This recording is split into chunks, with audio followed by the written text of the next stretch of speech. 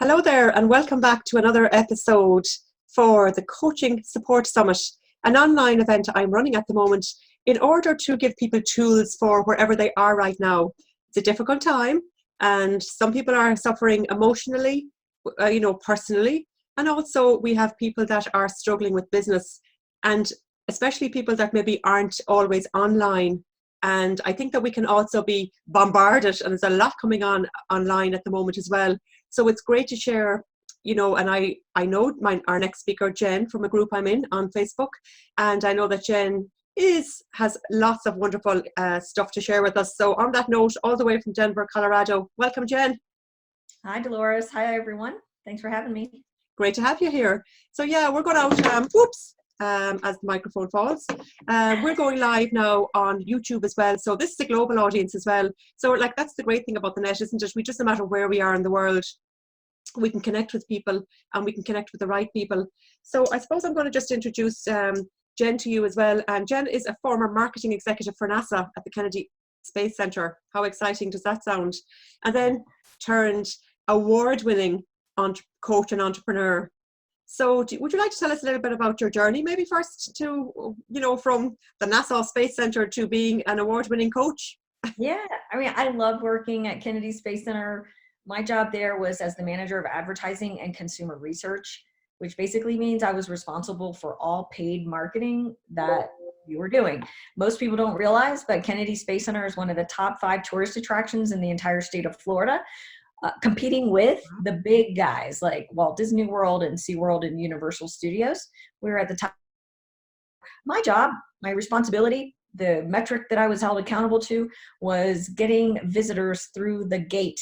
I actually wore a pager, because this is back in the days of pagers, a pager on my hip that gave me an hour by hour count of how many visitors we had come through the attraction gate every day of the year. Basically, we were open every day of the year, I believe. And so that was my responsibility. That was my job. And I loved it there. Got to rub shoulders with astronauts and dignitaries and celebrities. But the reality was that I was working like a dog. I was working 60, 70 hours a week, and the pay wasn't great because it was the government. And so I decided to leave. I decided to quit corporate America. I dropped out, basically became an entrepreneur about 16 years ago. I've had 4 businesses in those 16 years. This is my 4th one. And I'm loving what I'm doing. So what I do now is work as a business coach. I'm a certified platinum business coach. Last year I won Innovator of the Year out of 550 global business coaches. And what I do is help business owners monetize by creating attraction marketing systems that can generate leads, improve your conversion rate, increase your average dollar sale per transaction, and keep more profit in your pocket. Now that sounds like something we all like. And that's great. I think it's wonderful that you've had a journey and that you made the brave decision, because it's a big decision to leave a government paying job, no matter how small paying or whatever it was. It's still a big leap of faith to jump into something completely different. So well done on that. Thank you. I'm so glad that I did, because I've basically 10x'd my income at a minimum, just because I decided to make that break. And if I wouldn't have had the guts to do it, I probably would have had a great career working for them if I would have stayed with them. I've also worked for ABC Television. I worked for a big pharma company.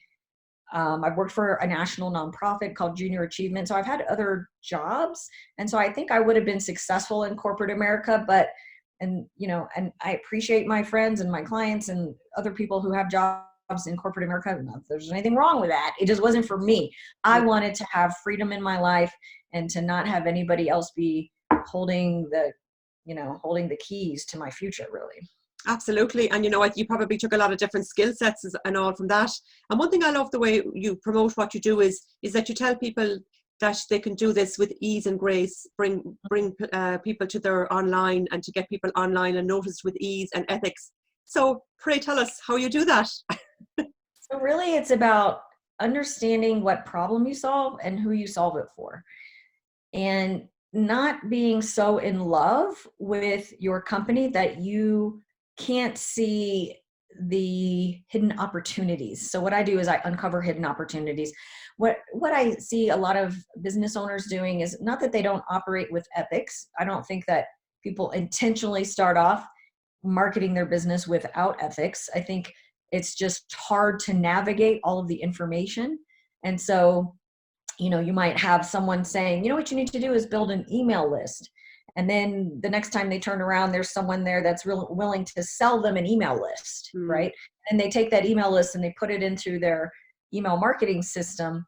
And while that might not be illegal, I mean, now it is in a lot of countries and in a lot of places, there's something about that. People haven't given permission for you to take those emails, and they may have unwittingly given an email address to another company, and then that company sold it to you, and you're not meaning to do this with harm, but you're not intending to bother people or spam people, but then all of a sudden, you're sending emails to an email list out of an email system to people that didn't sign up for it.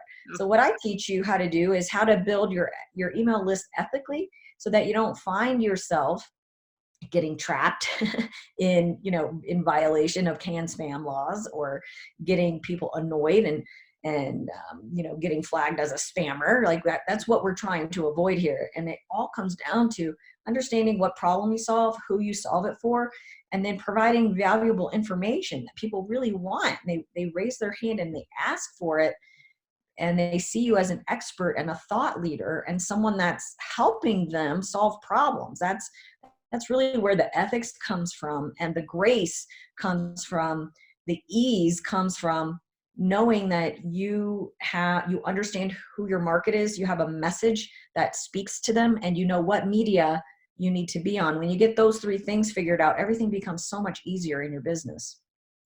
Fantastic. Yeah. And I mean, it's true, none of us, we get so much emails. We don't really want to get an email from someone that we haven't signed up, because it's not our ideal client. I mean, what's the point in me getting something about cars, which I know nothing about, and I don't know one car from another. I don't want to get emails from somebody about cars, because I'm just not interested in, and I'm not their ideal client. Yeah. And a lot of business owners, sometimes when they haven't done online marketing before, they have a bad taste in their mouth because they've unwittingly been added to someone's email list that did not do it with ethics. And they just put you on an email list, or, maybe unintentionally, if you're using networking and or now we're not, but when we could go to networking events, right? And you're running around to networking events and you come home with a big stack of business cards. And you're like, well, what do I do with these now? Yeah. And then unwittingly, I see business owners starting to put those business cards into their email list. And that's again, it's not intentional violation of ethics in business, but it happens and people just don't know. So my role, I feel, is to educate and empower business owners to do marketing that matters, that works, and that people want. Your marketing should wow people. It should be a joy. On my YouTube channel that I just launched a new YouTube channel about 2 months ago, and I talk about high impact, low cost marketing ideas that wow buyers, that make people go, wow, what an awesome business, what an awesome business owner. They get me. This is a joy. This is really awesome information, and I want more of that. Wow, that sounds wonderful. You have me excited even talking about it. Your marketing should be fun. You should have, if you're not having fun with your marketing, think about how it's going to be received on the other end. Yeah. So making your marketing a joy is the big idea here. So you're saying email marketing, is that your number one, or is there another platform you prefer? So the style of marketing that I teach, preach, and practice is called direct response marketing, or it's also called attraction marketing, where we're basically using information to attract potential future buyers into our sales process. Some people call it a sales funnel. I'm sure you've heard that, right? With ClickFunnels and stuff, like into your sales funnel. And the reality is, Dolores, that 99% of people, when they see a marketing message for the first, second, third, fourth, fifth time, are not what we call now buyers, meaning they're not going to pick up the phone and call you. They're not going to fill out a contact form. They're not going to schedule a free consultation. They're just not, because they're on a journey. Now, some people's journey might be 2 years, and the journey is in solving the problem that you solve for them. So you might have some people where this journey might take them 2 years. You might have some people where the journey might take them 2 months, 2 days, 2 hours, 2 minutes. So it's our responsibility as business owners to provide them the information that they need, where they are on their journey, and to meet them where they are. If you're only doing tactical marketing, which is looking for now buyers, going, a tactical marketing call to action might be call for a free consultation.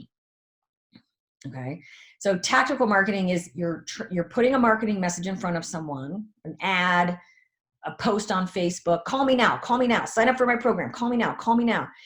You're only going to be, if you get lucky, 1 out of 100 people that see that would be willing to take you up on that offer. I think the numbers are even smaller than that on the internet, right? So we have to create a system, a funnel, a process using information that people want, that's valuable, that moves them down the sales journey, the buyer's journey at their pace. And then they'll love your marketing. You'll love your marketing. They should be, and then your job is to impress them with great quality content in a way that moves them down your process. Love that. So then I guess you're talking about really, if we have an email list, let's say, I have an email list, who I do nurture weekly. But listening to you here now, I would think that possibly maybe I should split sometimes with, because not everybody obviously in my list is on this same, some people have only started with me recently, signed up recently. So would you suggest then that we should be targeting people at different stages in our email list where they are at their journey, or how do we find out that information? Okay, so the first thing to do is to map out what your journey is. Okay. With regard, put the emails aside, right? So what is your process? I'll share mine just so everyone knows. So what I do primarily is I have 2 things. I do live events where I'm a speaker at other people's conferences, other people's associations, or companies or organizations pay me to come in as a keynoter or a breakout trainer on marketing.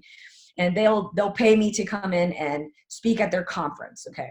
Now from the conference, if it's a paid keynote for a company, like I've spoken for the Ritz-Carlton, say, then I'm not using that as an opportunity to generate emails for myself, usually, because they've paid me to come in and provide a service. But there are going to be people in the audience that still want more from me, okay? Even though my intention is not there to build my email list because I'm getting paid to deliver a service. So what I do is, I wrote a book. My 5th book is about to be published. But my 4th book, Boss Women Rock, I have my book for sale at the event if the organizer hasn't purchased. Inside the book, when you open it up, there are invitations and links to join my Facebook group. There are links to sign up for free online classes that I offer that people just put their email address in and then they can get access to the course. So that's my sales funnel, is live event, sell a book. The people that sell the book join my or buy the book, join my Facebook group, or sign up for a free course so that I can get their email address. And now they go on my list. That's the process.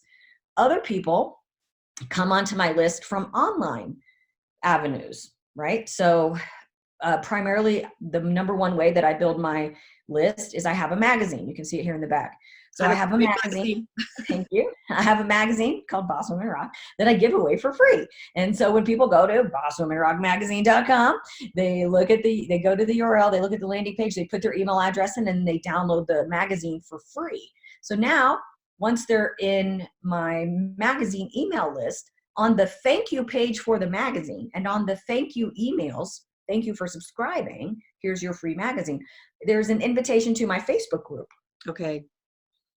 So and then once they get in the group, that's where I nurture, serve, support, love with information, videos, live trainings. This morning I did a webinar for 68 people.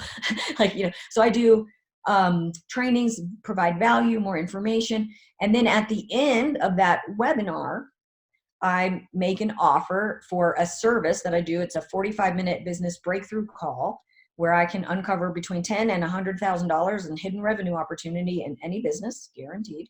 And so I put a link to my calendar at the end of the webinar. So then people from the end of the webinar, because they're telling me based on their behavior where they are in the funnel.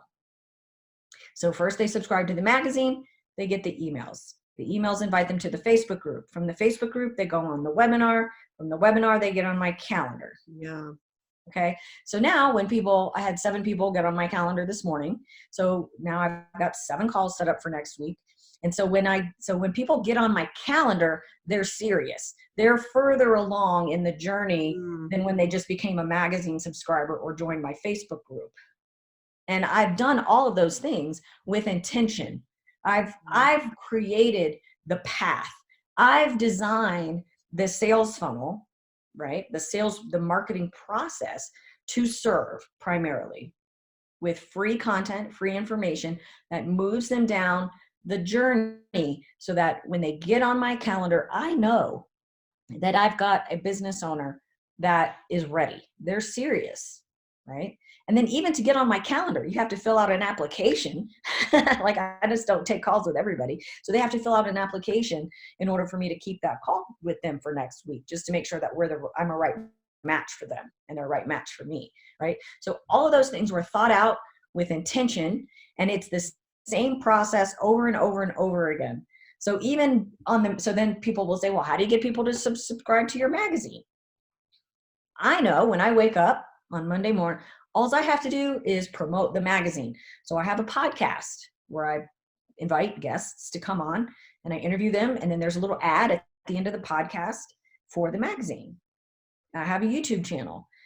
Inside the description of the YouTube channel, there's a link to the magazine. There's a link to my Facebook group. So I'm using my content to fuel the funnel, to fuel the marketing process. And every single step along that journey is value, is information that wows people. Yeah. Right? And I have to say, I know that because I'm in your group, and and like you do provide value like that, because like I'm not hugely in an awful lot of groups because I personally don't have the time. I have 2 children and I have a certain amount of hours every day while they're at school. So like I am kind of, it sounds awful, but maybe selective sometimes because I can't have a certain amount of time.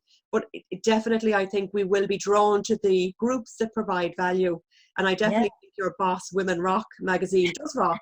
And it's quite exciting to find a group, I suppose, that you resonate with. And that's what we're all looking for. So, and I mean, for you then, other people aren't your ideal clients if that's not what makes them rock. And I love the way you designed that process because it does make it sound simple, actually. You've got that process set up, like you've got it set up so well. Right. Yeah. I mean, the concept that makes direct response marketing work that I'm teaching and preaching and practicing, the concept that makes it work is that it's not just one thing. It's omnichannel, we call it, right? So it's omnichannel with lots of different types of media. Because, the reality is if you only rely on one media channel. So here's a story. This actually happened to me. So about 3 years ago, when I was first starting my keynote speaking business, I said, okay, well, every speaker has a YouTube channel. I need to create a YouTube channel. So I started creating a YouTube channel, and I thought I was doing everything right. I was providing value. I was putting YouTube videos up on a regular basis. I was doing the cool thumbnails, like optimizing it, making it look great and everything. And then for no reason whatsoever that I can find, YouTube decided to shut the channel down. Oh my goodness. And I just received an email notification one day that said, your YouTube channel has been shut down. You can't access it, And I had to do a lot of research to try to figure out what was going on. And I think I figured out that it was tied. I had originally set it up with an older email address that I had at one time. And then I lost control of the email address, even though I had converted it to a brand channel and now was managing it with a different email. And I didn't have access to the old email address. So I lost that YouTube channel. So if I would have had all my eggs in one basket as a marketer, as a business owner, and only relying on YouTube traffic, my entire business would have collapsed. But it didn't. My business is flourishing and I have more people than I can handle to talk to on the phone every week. So because I don't have all my eggs in one basket, I have different channels that I'm using. And I'm also really cognizant about moving traffic off of media that I do not own. So social media is great for getting eyeballs and generating traffic and generating awareness. But at some point, you've got to move those eyeballs, that traffic, into a media that you own. Yes, yes. Because you're at risk if you don't. Facebook could shut your Facebook page down. You could get your ad account banned. You could lose access to your profile if they think that you're selling too much on your personal profile page for your business. They don't want you to do that. Anything could happen. Twitter could get taken away from you. Oh, don't say that. I mean, I've had it happen to me. It happens. So not my Twitter account, it's up still, but my YouTube channel got taken. So it happens. These are very real risks that we're taking. So moving all of your traffic, moving people to a singular point so that you can collect the email address, because now I can take the emails, I can download them onto a spreadsheet and they live on my computer. They're not on someone else's platform. It's media that I own, right? And I also collect mailing addresses for a select few clients, prospects. I send them physical packages. And then for my members, and I mail them things in the regular old snail mail. I mail people stuff, right? Because it works.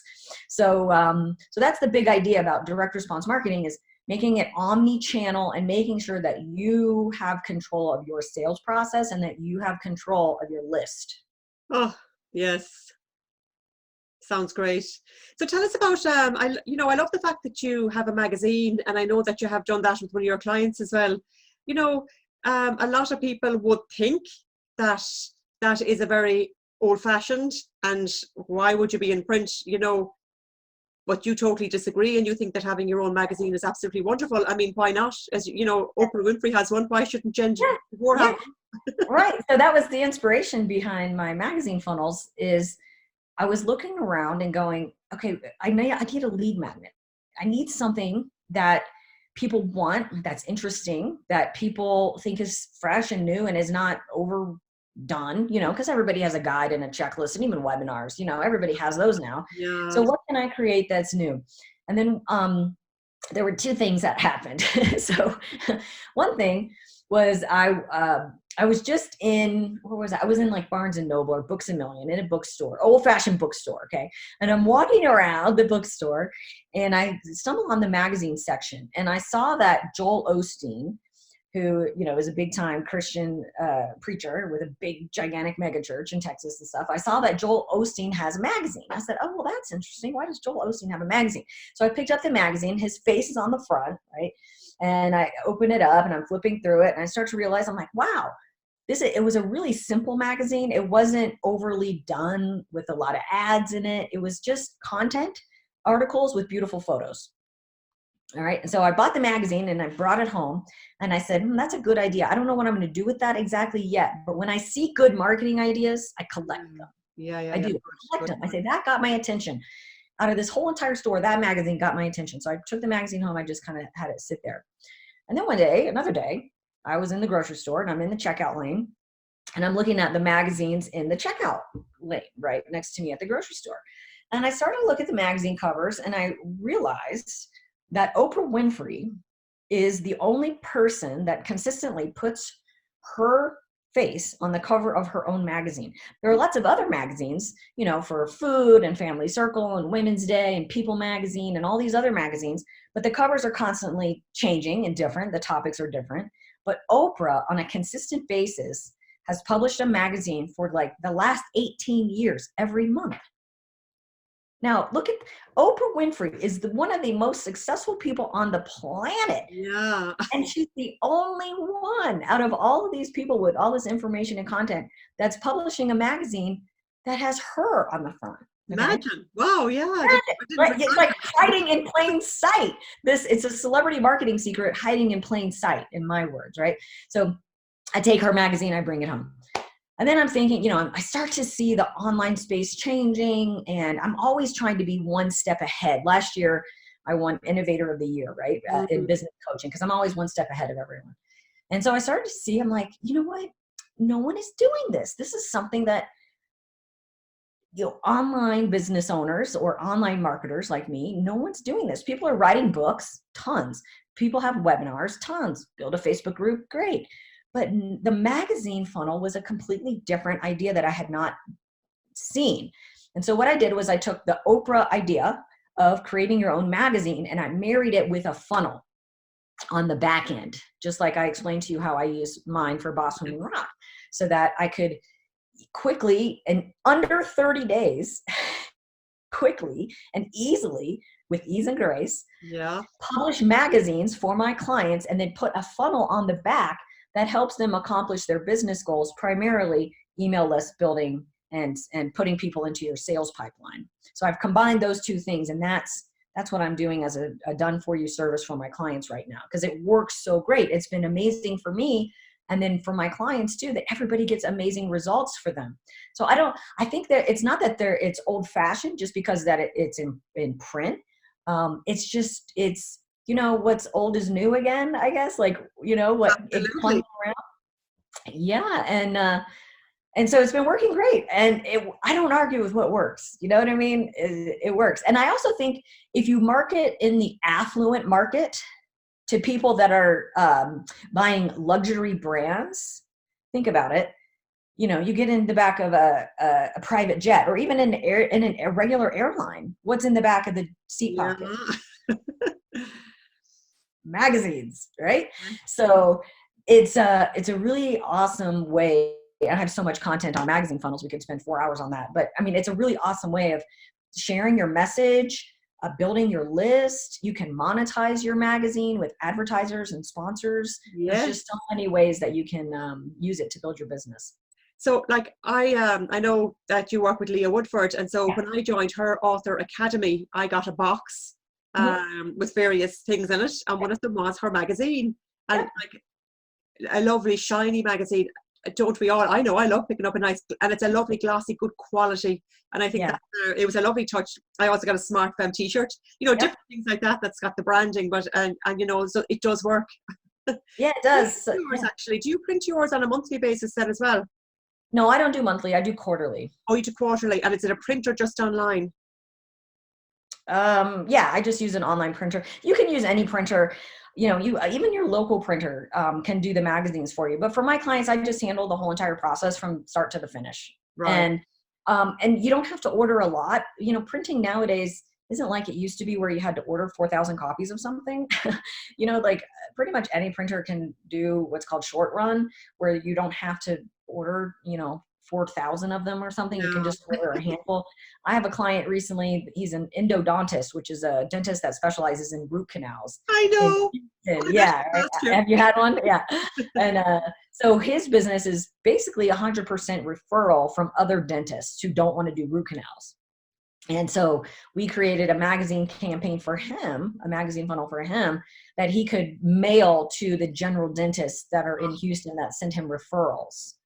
And then there's a whole campaign on that on the back end. But, you know, so it can be really an awesome way. Like you said, you got Leah's and you were like, wow, see, didn't it work? You were wowed. They're amazing. People love them. Oh, so much information. Yeah.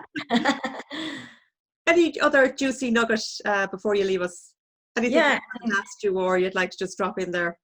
Yeah, the most important thing is to stay focused, especially right now during a pandemic and everyone be working from home, is to be flexible, pivot your business, and to really think differently. Don't do what your competitors are doing. That's the other thing. Don't pay attention to them. But say we're not innovators like you then. I think we just have to go talk to you, do we? Yeah, I mean, you know, just don't do what your competition is doing. Do things differently. Do the exact opposite. Find a need in the market. Serve your people well. Provide value, and that's where your business is going to come from. Yeah, that's such an interesting thing to say, actually, I have to say, because, you know, there is a tendency to think, and I mean, I'm sure I've done it over, you know, as well before. You see everybody doing something and it's like, oh God, I should be doing that too then. Mm-hmm. But it's that tendency to stop and just go, yeah, but there, you know, that we all have our own ideal clients and customers, and it's to serve them. The other people's clients are theirs, and they don't have the same pain points. So it really is, going back to who our clients are. Yeah. Who are your clients? How can you wow them? How can you serve them well? Gosh, it's been an absolute pleasure having you on. Thank you so much. Delighted to have had you join the summit. This is the first business one I've had, which is great because, and regardless of whether, because I'm sure some people that are in business like myself as well, we might have emotional things coming up for us, but we also want to keep our business in check and all that. So thank you for all that wonderful advice. You're welcome. See you soon, Jen. All right. I'll put a link up as well, actually. The last thing I'd say is for people so that they will be able to connect with you if they want to join your Facebook group, etc. Yeah, so my Facebook group, and then my personal website is jendevore.rocks. Rocks. I'll put those links up for people. Thanks, Jen.